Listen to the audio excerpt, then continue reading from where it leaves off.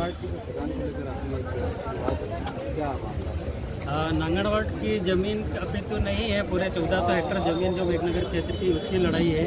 उस बीच में नांगनवाड़ में कुछ लोग जो है हमारे लोगों के ऊपर प्रताड़ित करके दबाव बना के उनके ऊपर जानलेवा हमला करके मारपीट करके उन ज़मीन को छीनना चाहता है। यदि हमने उस दिन 2024 में जो है 1400 हेक्टर ज़मीन का हमने गांव-गांव हर पंचायत, हर पटेल, हर तड़वी और जो पैसा कोऑर्डिनेटर है उसके सब के ठहरा प्रस्ताव हमने दिए थे और उसमें हमने सबको शासन प्रशासन को दिया था।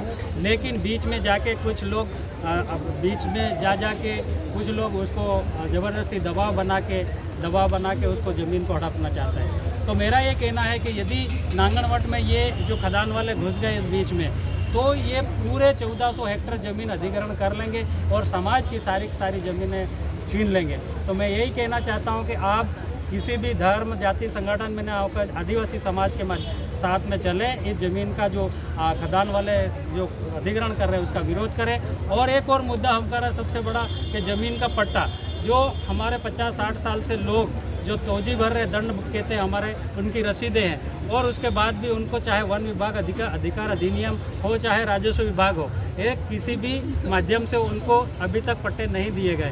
क्योंकि हमारा समाज अभी भोला भाला है, अनपढ़ है, उनको अभी इतना ज्ञान नहीं है, लेकिन उनकी पीढ़ी दर पीढ़ी यहाँ पे जीती रहे, जीवन यापन करती आ रही। लेकिन आज वो सरकार उसको सरकारी ज़मीन बोल के खदानों को निवेश क्षेत्र और उद्योग विभागों को देना चाहती थी। आदिवासी समाज कहाँ जाएगा, कहाँ जीवन यापन करेगा। इसलिए मैं कहना चाहता हूँ कि जो 1400 हेक्टर ज़मीन है जो नांगनवाड़ में दबाव बनाया जा रहा, हमारे महिलाओं के साथ में भीख कटोरा लेके भीख मांगो ऐसे शब्दों का प्रयोग किया गया कुछ लोगों के साथ में, तो ऐसे ज़्यादा से ज़्यादा शासन प्रशासन तक आप हमारी बात रखें और उसको निरस्त कराएं और हमारे लोगों के साथ में सुरक्षित करें। इसी के साथ में मेरे साथ भी बहुत बड़ा जानलेवा हमला हुआ है। ये खदानों के दलालों के द्वारा 8-10 लोगों के साथ मेरे साथ 8 तारीख को हमला हुआ, क्योंकि मैं लगातार उनका विरोध कर रहा था, जेसीबी भगा रहा था, मशीनें भगा रहा था, तो मुझे अकेले पाकर उन्होंने मेरे पर जानलेवा हमला किया।